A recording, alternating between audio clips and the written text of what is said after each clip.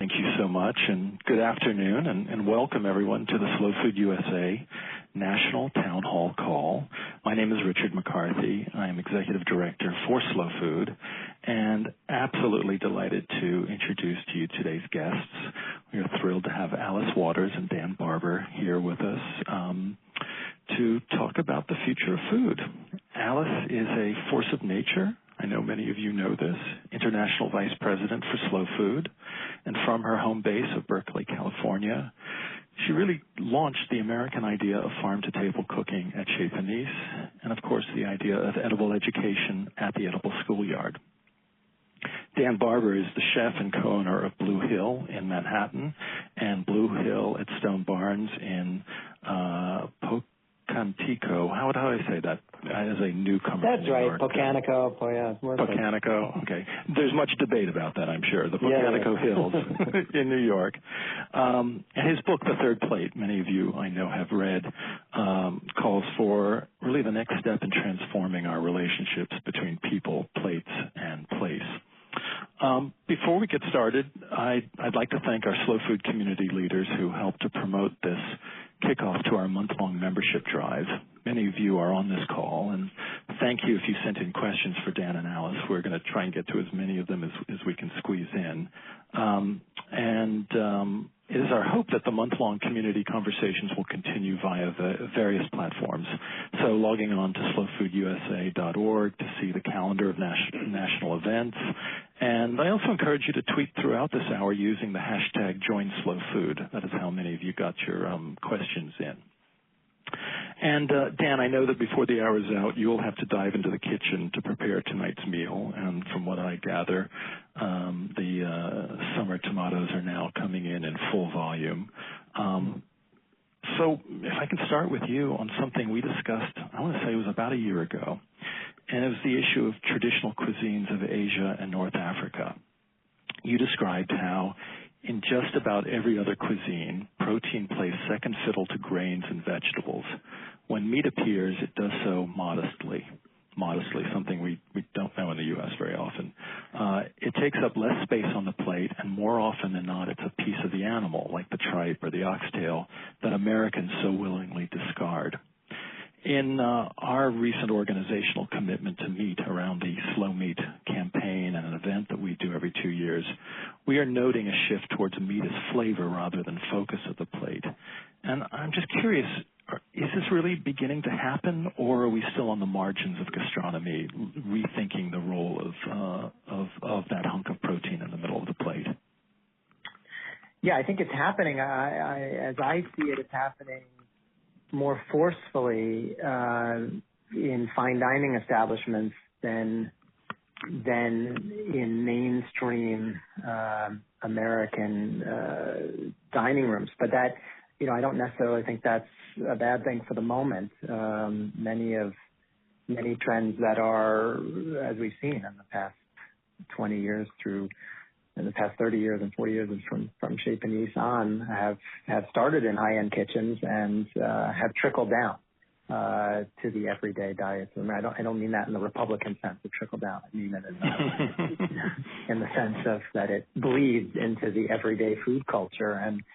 And one of the things that I was struck by continually was the cuisine, the historical basis for cuisines of throughout the world, not just North Africa and Asia, but even Italy and France and everywhere in between those countries, South America. I mean, meat is always treated as a flavor component, and grains really do take center stage. The Western paradigm for a plate of food, unfortunately, is that 7-ounce or 8-ounce or 10-ounce portion of center cut meat or fish that centers the plate, and then everything else around it is small and sort of inconsequential, and that's unfortunately, as we know, a diet that is being exported to the rest of the world.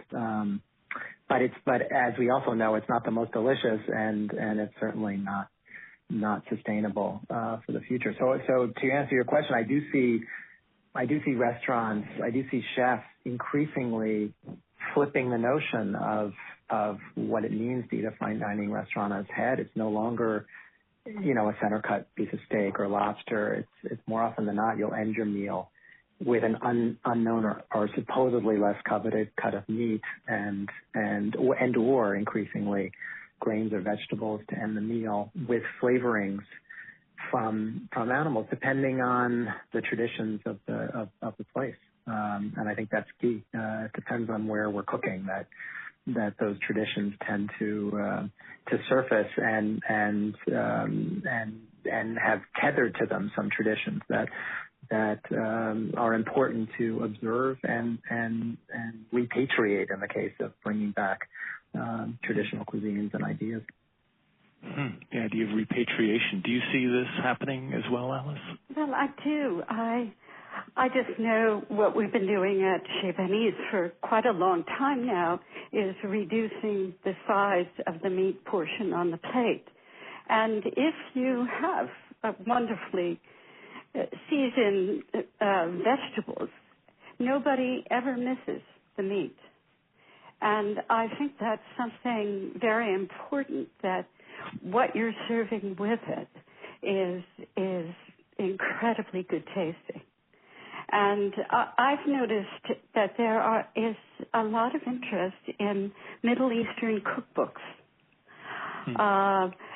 and that which really celebrates a kind of cooking that is based on grains and vegetables and fruits and nuts and yogurt and dates and all of that. And that's a very good sign from my point of view. And, of course, it's the most affordable way to eat. I just know that a lot of kids love hummus.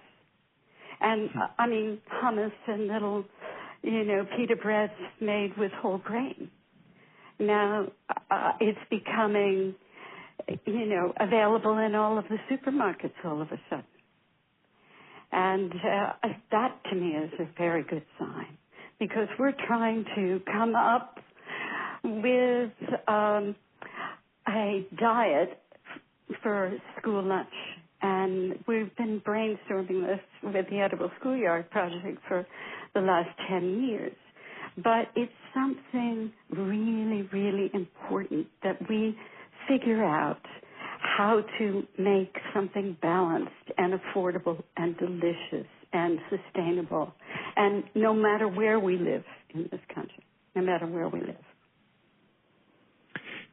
Do you think that this is beginning to shake things up in terms of, very specific to restaurant industry conversations about food costs and rethinking how to design menus? Is there a sort of a substitution, sort of importing new products onto menus and substituting them with, a much more diverse grain and vegetable and, nut offerings? Is that sort of forcing new models for pricing menus, for sourcing? Is it disruptive in a good way? Well, I think it is disruptive in a good way. But, it's so hard to know what's happening because, the fast food industry is just taking all of our terms. They're hijacking our ideas and confusing us rather than informing us about food. And we have to be so careful and ask all the right questions. I mean, you just can't ask at a market, is it grass-fed? You have to ask, was it grass-fed for its whole life? And if it ate any grain at the end, was that organic or not? I think it's something that slow food could do as a whole in this country, is to really define those terms as well as we can and make them available to everyone. It should be kind of a poster, a little card in your wallet that's like that the Monterey Aquarium does around fish and endangered fish. We could have those terms right in our pocket. And I think that would help enormously. Dan, is there anything you wanted to add to this? Or yeah, I mean, I guess it's interesting you raised the issue of food costs and is this kind of disruption? And I think what you were suggesting is that it's cheaper, not just more delicious and not just more ecologically responsible and responsive to most regions, but also it's cheaper. And that's, unfortunately, I don't see that as clearly. I mean, you're trading, center cuts of meat for preparation time, essentially. I mean, what it comes down to is labor. And unfortunately, most restaurants are stretched quite thin when it comes to labor. So one of the ironies of this discussion is that to change the architecture of the plate, while on a food cost standpoint it might be an initial savings or whatever, the ultimate cost is in the preparation and the labor, and that's not cheap. And increasingly, it's more expensive. So, I'm not making an argument for center cuts of protein to cut down on labor. I'm only suggesting that it gets complicated for restaurants that are looking at this strictly from a bottom line point of view. Of course, they're supporting a system that ultimately, I don't think any of us would think is going to work or be successful, but I have become more and more convinced that the biggest challenge is changing the culture of what we expect from a plate of food, and an a la carte menu, which is what most restaurants in the United States serve. Is just very hard to accomplish. Not impossible, obviously, and I have pretty much an a la carte menu at Blue Hill, New York City, my restaurant in the city. And it is difficult to charge what we need to charge to pay the rent and to pay the labor, and convince people that a main course with vegetables and grains is worth that price. And I might say clearly it's a challenge, but and not an impossible one, but it's I think something that we all need to work on and to change the culture. Yes. Yeah.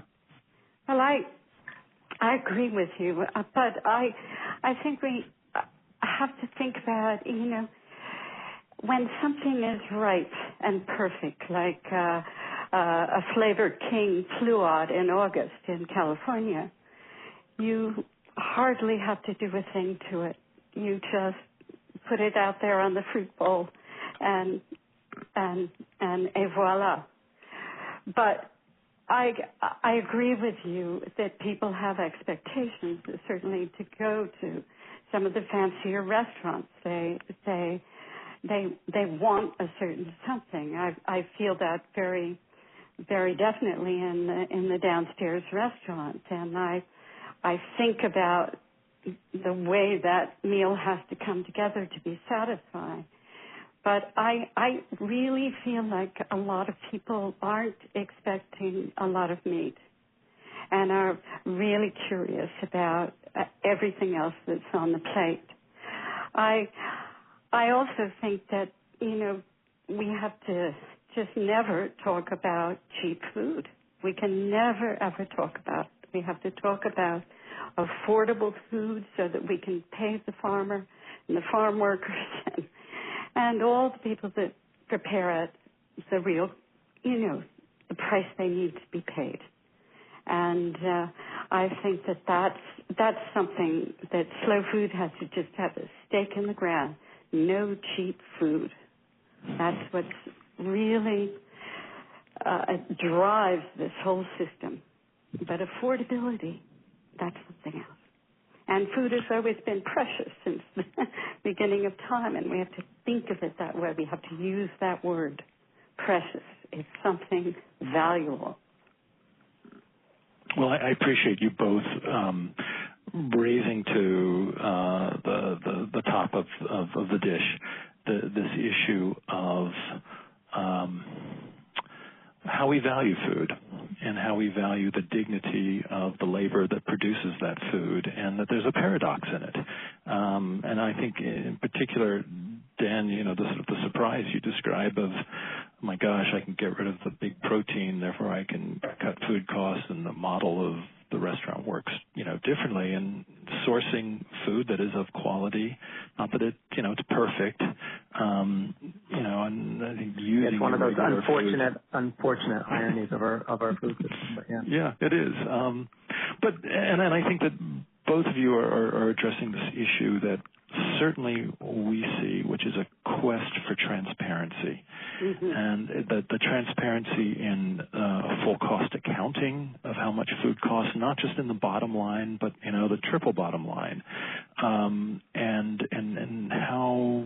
I think of a restaurateur in New Orleans who I long admired, T. Martin at Commander's Palace, and she would describe what is not known is the hundreds of decisions that go into every day to go from just something that is acceptable versus something that is excellent. And that is certainly the value of what role restaurants and visible cooking, do. But what's so exciting is that what you all are also doing is drawing attention back to traditional knowledge and traditional practices that are not rock star, that are everyday, sort of decisions that people make. And what I think of is when you're describing this is, one of the other takeaways from Slow Meat this past year was that the conversation very quickly moves from meat to soil.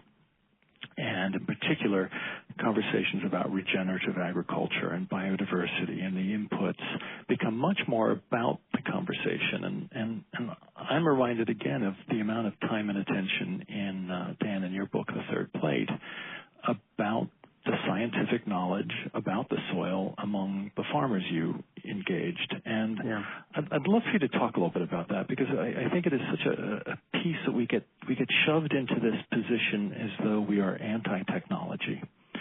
And there is so much scientific knowledge that farmers utilize, and it doesn't have to be biotech. It is involved transforming the products we grow, but there's a lot of knowledge embedded there. And I wonder if you wanted to speak to that for a moment. Yeah, the sort of hero of my book is named Klaus Martin, and he's a grain farmer in upstate New York. And to your point, he's no scientist, although what he brings to his farm rotations and his sort of quest to provide his soil with the most fertility to get the most flavor and nutrition from what he grows is really a kind of science that we don't give enough credit to. The sort of these biological workings that don't take center stage when we discuss delicious food, and it kept coming back to me. I had this, really started at the beginning of the book because I went to him to find out how he was growing the wheat that he was supplying. We were making a whole wheat bread that was very popular at the restaurant. I really wanted to start the book talking about the wheat that he was growing. It was an Emmer variety, a very old wheat that was incredibly delicious, and I set out to find out how he was growing him. I got to his field and I stood in the middle of his farm and looked around at about 2,000 acres of everything but wheat. I was looking at soil supporting crops like buckwheat and flax and barley and I was looking at a lot of leguminous crops, like cowpeas and kidney beans and tons of cover crops, every traditional cover crop you can think of and beyond, dozens of crops. And he was explaining to me this very methodical, timed rotation that he was involved with around his farm to get his soil in the right condition to grow the wheat that I so coveted and that I hung my hat on as a farm-to-table chef because I was supporting local wheat.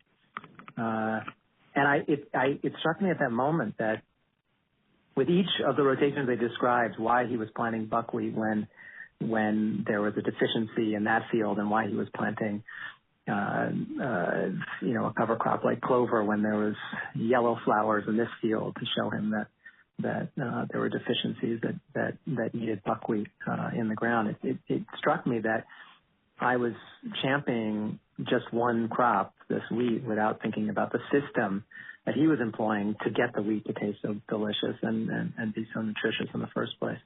And that's kind of seems to me a problem with thinking about this in terms of just single ingredients and more in terms of a system of agriculture that produces a healthy landscape and very strong soil fertility that gives you the crops that chefs like Alice and I go crazy for. And so I felt like the emperor without any clothes because I had spent so long talking about his wheat, but I wasn't buying buckwheat or barley or any of those cover crops, any of the nitrogen fixing crops, the leguminous crops. All of them were either being plowed back into the ground because we had no market for them, or they were thrown into a bag feed mix that he sold to feed to chickens or to pigs or to dairy cattle. And so he was making some money on that, but essentially losing money on the transaction. Where he made the money were on the big money makers for him were the wheat, the emmer. And so essentially I was paying for, it was so expensive and worth it because the bread was so great. But I was really paying for the sunk costs of getting that wheat to taste so delicious. And it struck me that the reason the wheat is, in fact, so expensive in part is because nobody eats buckwheat and barley in an everyday diet way. And that's the travesty of thinking about ingredients as, and sometimes in a farm-to-table context, even thinking about single ingredients instead of thinking about a system that produces. I just talked about being at the height of tomatoes this week, and I'm definitely excited about luxuriating in the tomato because we've waited all year, as Alice has talked about her whole career. But really, when you think about it individually, tomato, while it should be celebrated at a certain point, is also an expensive crop from a soil fertility perspective. I say in the book, it's the Hummer of the soil fertility world. It really soaks up quite a bit. And you need, and if you're an organic tomato farm, you need quite a strong philosophy of rotations to get the ground ready for a great crop of tomatoes. So nothing wrong with celebrating the tomato, but I'm interested increasingly in how do we diversify our diets to both enjoy the tomato or the wheat or whatever the crop is that we so covet, but use our culinary technique to apply to those supposedly less coveted crops. By the way, buckwheat, as we know, and barley and everything else that I mentioned that were in those rotations are the basis for all the great cuisines of the world. So it's not as if it's a struggle to have to use them, but to be reminded that we ought to look at this in the larger picture context of how does a good ecosystem work, and how do we in our diets and as chefs help sculpt that kind of landscape is an important question. So yeah, I kept coming back to soil for me. Dan, it's been exactly the same with our farmer Bob Kennard, that he was growing in that very holistic way and always claiming that his vegetables were 10 times more nutritious than anybody else's vegetables. And I, at the beginning, I just was kind of, oh, well, maybe, but that's just him talking. But when you get deeply connected to that land, which we have done over these 28 years, you really see what he's doing, and you believe, like Carla Petrini says, that the farmers are the intellectuals of the land, and how they go about doing that, taking care of the soil so that that carrot can be the best carrot, the most nutritious and delicious carrot that you can have. And who knew that we would be using as many nettles from his farm as salad? We use nettles in just about everything, and it was a weed before. It's the same with purslane, and I think it's that connection with the farm where you go out there, and you, of course, have that farm right next to you, Dan, and I'm very jealous about that. I'm jealous you have Bob Kennard near you.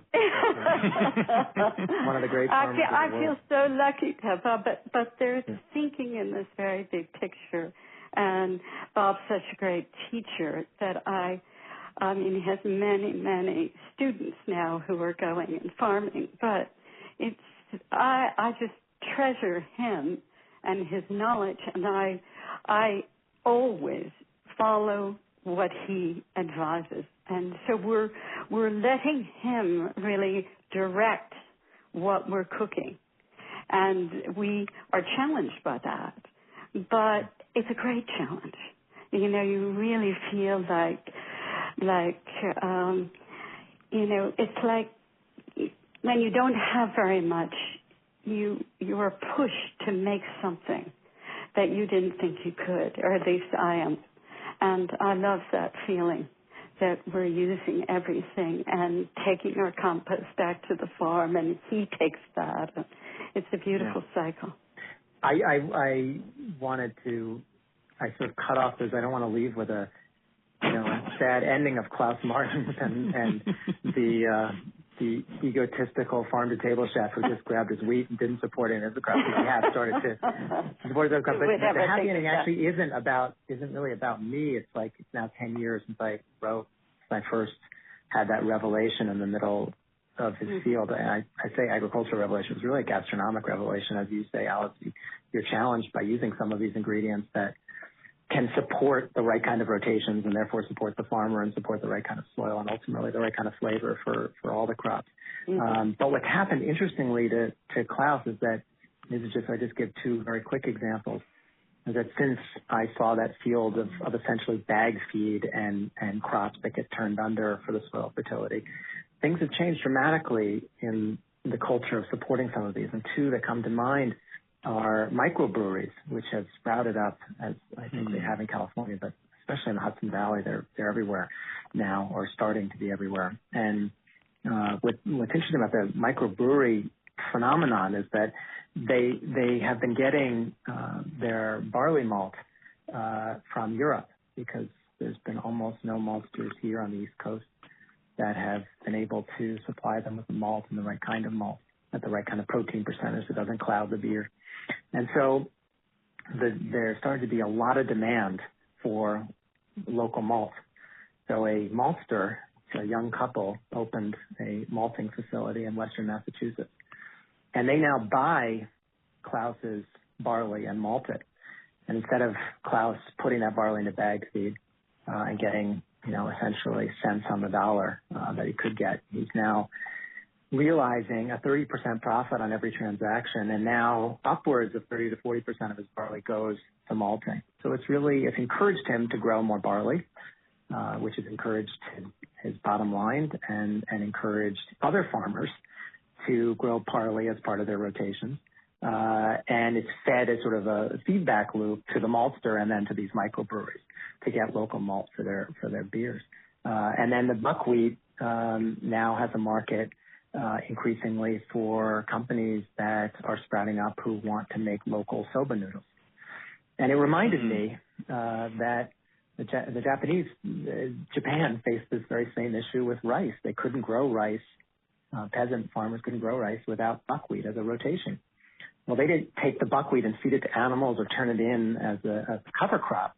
They created soba noodles and inculcated that culinary technique into the everyday diet. What it means to be Japanese is not just to eat white rice; it's to eat soba noodles. So that is a nice gastronomic answer to an agricultural solution, really, an agricultural problem, an agricultural need.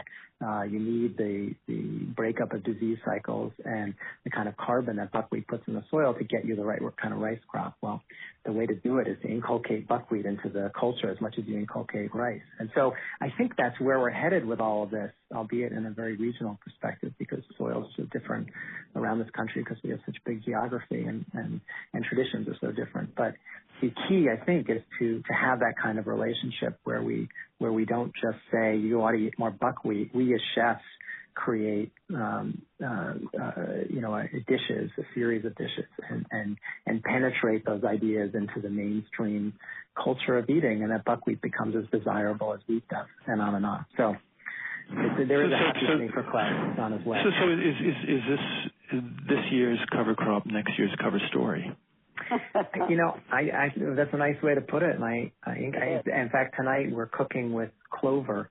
This is the second week we took clover when it's young and green, and we are making this beautiful puree out of it.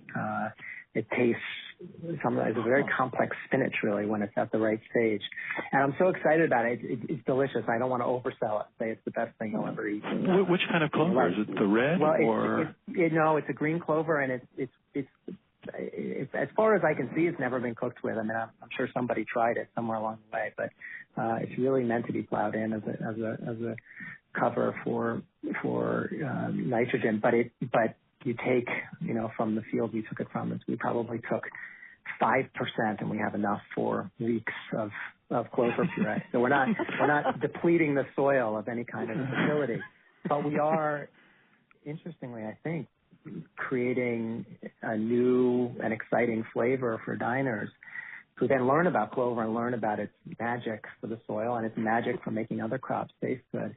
And that slowly, I mean, look, I don't know that it's going to happen in my lifetime or even beyond, but cuisines had thousands of years to develop, so probably Alice and I shouldn't be hard on ourselves in that respect. But introducing these crops that have a regenerative aspect to it, I think is really important, and ultimately through the chef's bully pulpit or whatever, the menu, we can bleed these ideas. And that's, I think, the trick. Is the clover sort of sharp, like a sorrel? It has a little bit of sorrel. Like, we take it pretty young, so it's not too sharp. Really, it's like just a very complex spinach, and it's super, super green. It's really striking. And we're serving it with potatoes because the clover was in the potato patch last year. So you sort of like, eat your potato, you have to eat your clover. Well, I had a chocolate covered, just one stem of clover at Noma. Oh, okay. So there you go. I was just hoping that they would be 4-leaf clovers.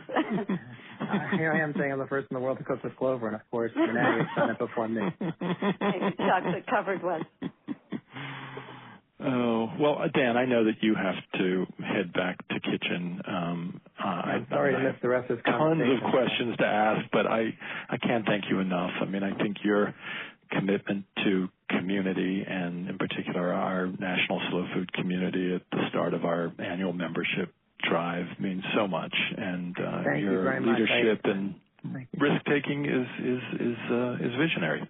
Thank you. Well, because of your organization and because of Alice's work, I'm really able to do the kinds of things that we're talking about, and I applaud and appreciate all your efforts so much, and I'm here to continue supporting it too. So thank you both. Oh, thank you, Dan. Okay. Thanks so much, Dan. Bye-bye. Thank you. Thank you. Thank you. Well, Alice, it's you and me. What are you going to ask me? Well, I wanted to actually pull you out of the kitchen in the restaurant a little bit. And, there was a wonderful story, an interview today with Naomi Starkman about her new fellowship that she's starting. And, in it, she said something that I think resonated, and I heard echoes of things I've heard you say, which is, thinking about where our food comes from isn't just for moms who care about what their kids are eating. It's political. And, so much of what was embedded in what you and Dan were talking about are some changing not only cultural norms, but also changing systems, which, whether it's large P political or small P political, it does mean changing the way our resources are administered and how we value this whole question of cheap food and that it may not be so cheap. We've been sort of hidden from the true costs. Do you see any particular one issue that is galvanizing people? I mean, certainly the question of soil and climate change are things that are beginning to enter into many more discourses than just, the soil scientists or climatologists. I'm just curious in terms of, what has always been a strange space is the cleavages, the political cleavages around food. where we are now, thinking of the giant gathering in Milan these past 6 months for around food, the Milan Expo, and when I've walked around it, there weren't many farmers there, and yet we are bringing with the We Feed the World event many young farmers from around the world to begin to inject themselves into the discussion that they actually are the ones who feed the world. Do you see any kind of sea change taking shape? Well, I am really excited that the young farmers are gathering in Milan, and that they, I hope, will cause a stir, because it's very difficult, I think, to get people to pay attention to the land, and it's so precious and so important that we do. I guess that my focus has been, as you probably all know, my friends in slow food, that I'm very involved in edible education, and the reason that I am is because young children just want to be connected to nature. And the moment that you take them out into a garden, they are comforted, and they don't even think of it as school. They think of it as a place to play, and they learn the lessons so quickly when that happens. We're in our 20th year of the Edible Schoolyard Project this year, and I have found that the kids that are in the middle school, the one that I'm close to in Berkeley, that by the time they've spent 3 years sort of engaged with all of their academics in the kitchen or in the garden, that they're almost ready to give TED Talks. That's how informed they are, and that's how concerned they are, and that's how present they are.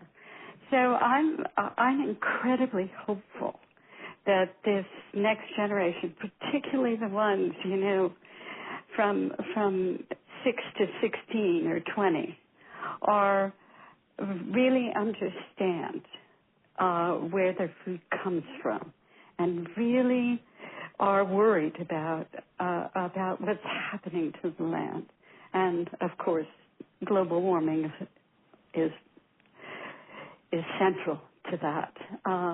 But I'm just hoping that the Pope really does what he says he's going to do, which is plant gardens on all the Vatican lands and begin to feed people. And I know Carla Petrini wants to take a group of those young farmers to the Vatican. And I hope that really comes to pass, because the more that we can talk internationally about this, the better we're all going to be. Well, certainly this is one of the things that I have always valued in slow food is we have our local communities and our local food economies that we begin to play in an ecosystem and hopefully model best practices and share and learn together. But it's the global connection that, of course, inspires me so greatly when I can connect to the global south and people who are facing, similar problems of the onslaught of the industrial model, the rush to scale, and how traditional practices and community get sabotaged, in the name of progress and scale and efficiency.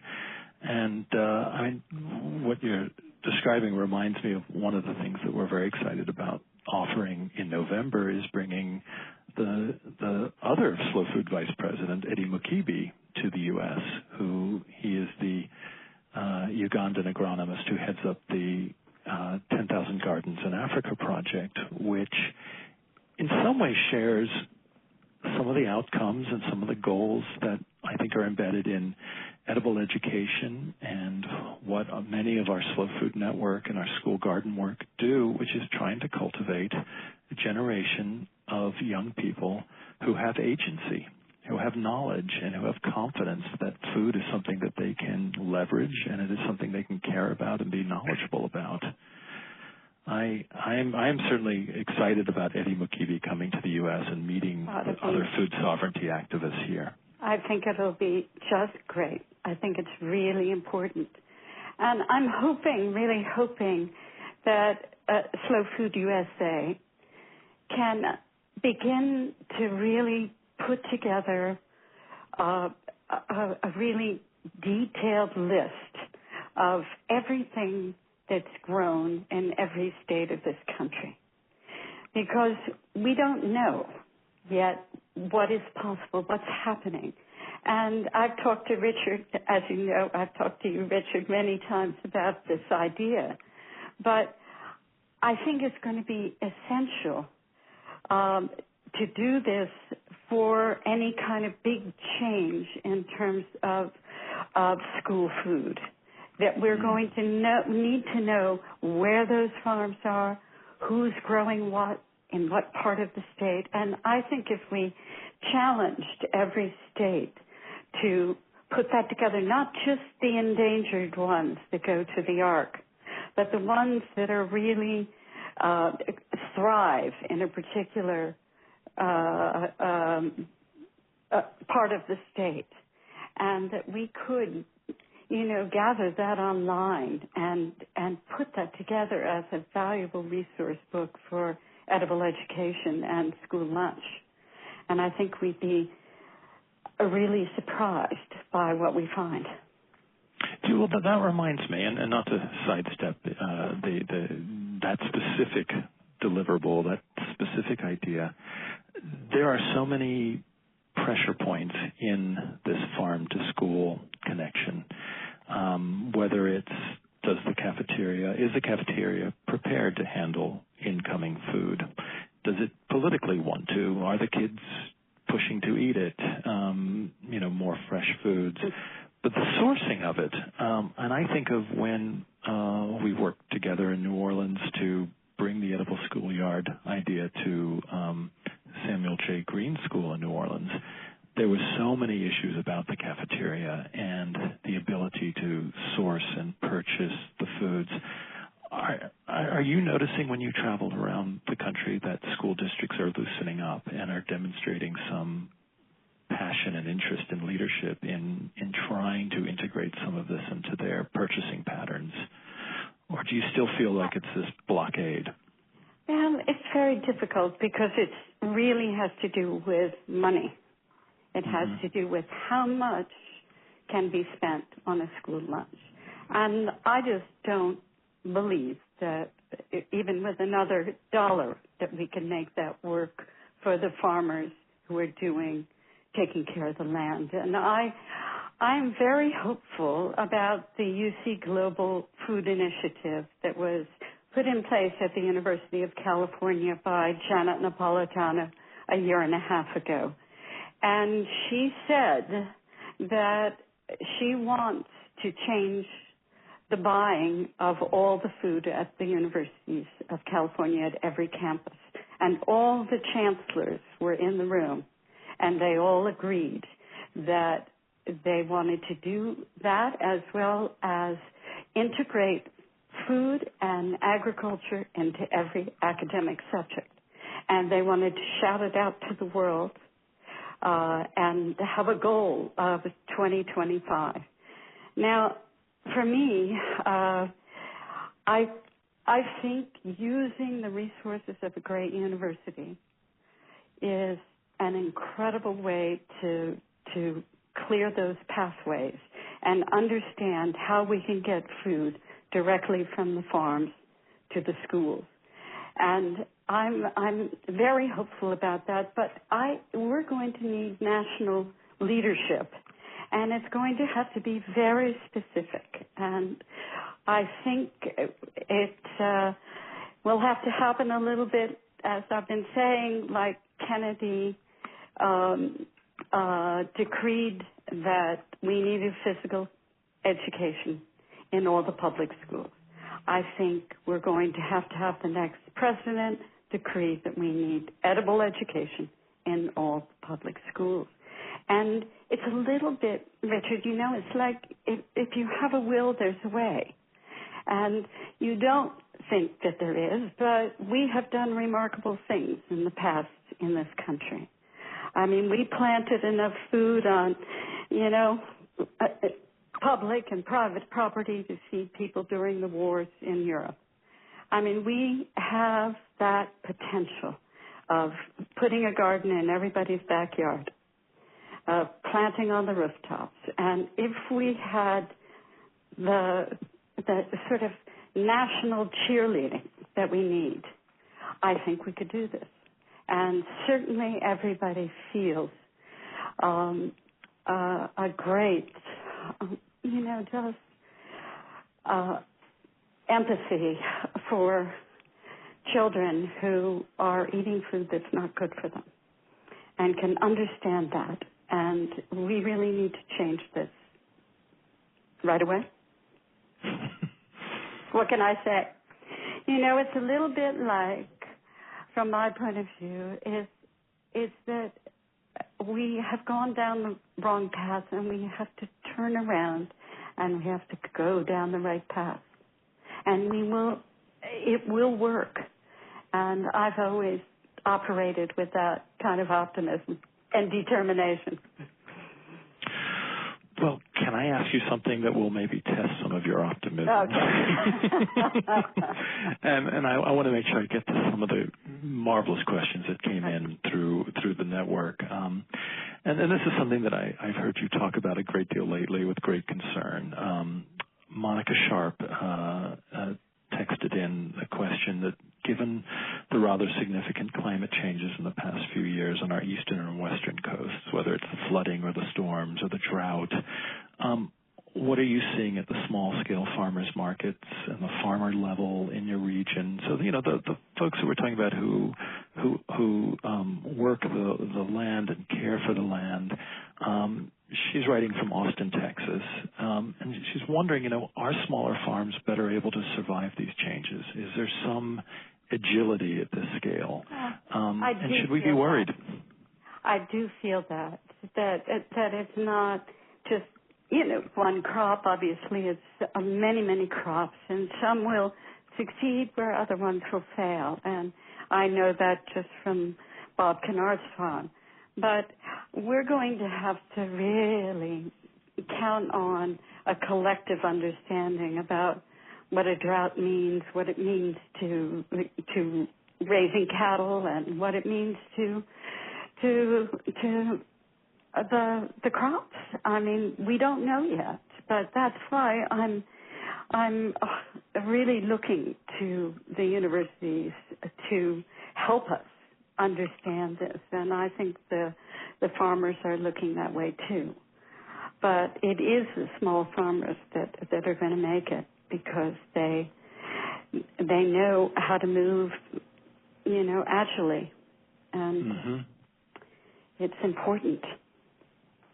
Well, you know, that speaks to rallying around them, speaks to something that I was alluded in what you had said about a time when our collective imagination has done amazing things as a nation. And this past week, Jediah Purdy wrote in Bloomberg View, and he's a New America Foundation fellow, a group that, you know, we certainly are very familiar with. He wrote an article called "Foodies Can Succeed Where Environmentalists Failed." And I thought of you in this regard to the kind of public imagination, the national imagination of rethinking our social contract. He wrote on this, you know, this view of an ecological ideal. Agricultural policy is, in a serious sense, cultural policy, like establishing national parks. Parks policy is an investment in relation to nature that generates thinking about humanity's place in the world. And I know that this next year is am I right that it's the 100th anniversary year for the National Park Service? The kinds of institutions that I wonder, will we create new institutions like this again? Will we think at this scale of a cultural shift, of all rallying around ideas? Do you think that's possible? Well, I do think it's possible because we have sort of everything on our side. We have, taste and beauty and community and all of the goodness of our everyday lives depends on our being connected to nature and connected around the table and communicating the values of our culture and supporting the public school system. But I hope, and I've been dreaming about a gathering in Washington, D.C. next September before the election. And I was inspired by a group of farmers about 5 years ago who closed the Champs-Élysées in Paris and planted a garden or brought plants that made a garden from the Arc de Triomphe all the way down to the Place de Concorde.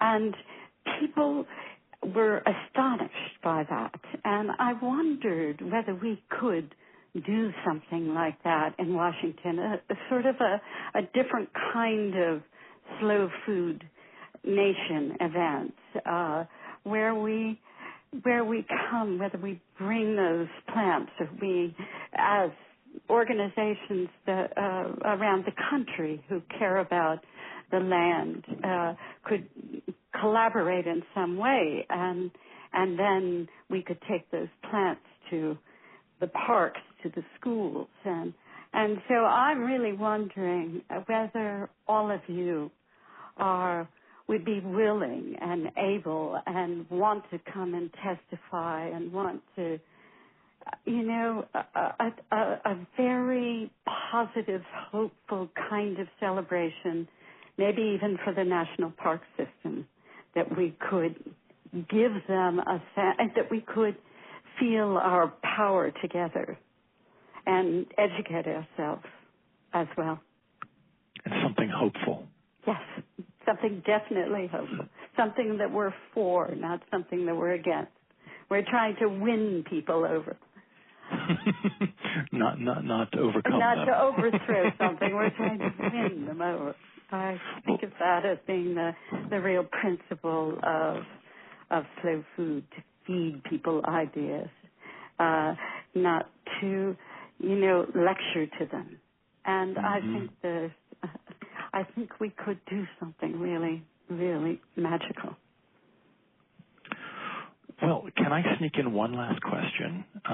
Yes. From one of our listeners who sent in a question, Brenda Ruiz, who is a slow food leader in California, and is a chef, and wanted to know, specifically, what role can chefs play in achieving a sustainable food system? If there's one thing that can make a difference, what might that be? I think chefs can make a very big difference right now, and because everybody's looking to them, and there's so much sort of star power out there.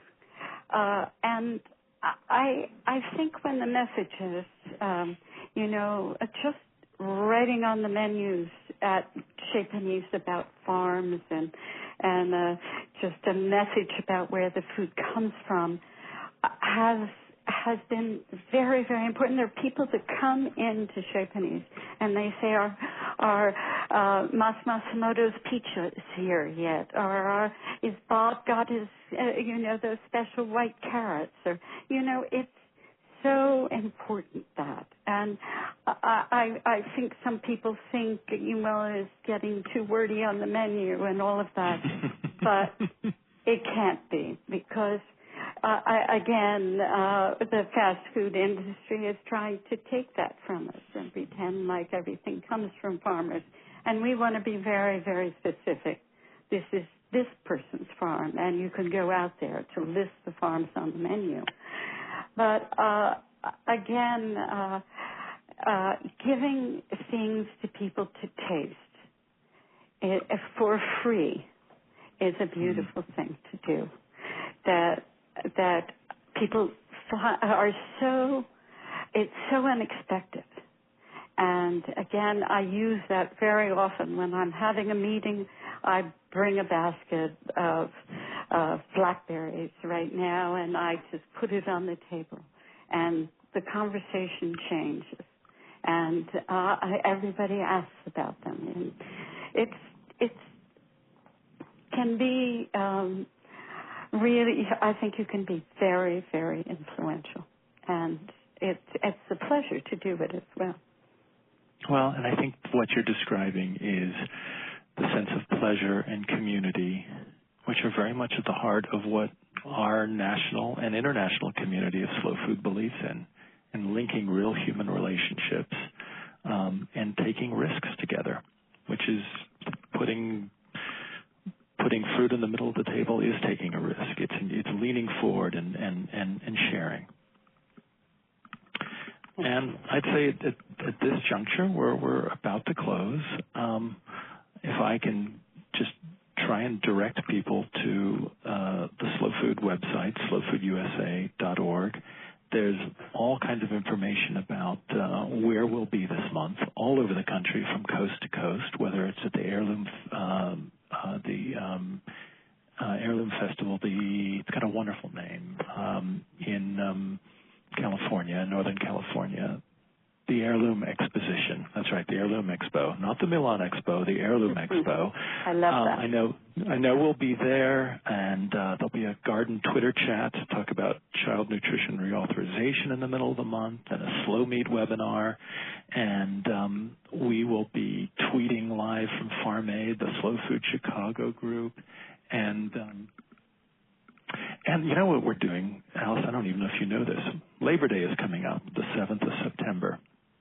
And on Labor Day, in recognition to the questions and challenges of food access and resources and the dignity of labor, it's Give What You Can Day. On this day, you can join Slow Food at any level. You set the bar, and that's something we'll be promoting next week. As you know, the school year and September begins in earnest after Labor Day. And we encourage folks to continue the conversation on #JoinSlowFood and keep the conversation moving forward. And thank you, Alice, for giving us an hour of your time and sharing with us your passion and belief in the nexus between beauty and community and the risk-taking that many farmers and chefs have made and whose shoulders we stand upon so as to make more beautiful things happen. It's been my pleasure. I feel like I'm preaching to the saved because I know about the work you all are doing. And I'm going to be at a slow food town in Colorado in Telluride this weekend. And I will certainly be talking about joining Slow Food for anybody who's there at the film festival. I promise. Oh, thank you so much, Alice. And bet. Thank you, everyone, for calling in. And we sure hope to see you soon as Slow Food members.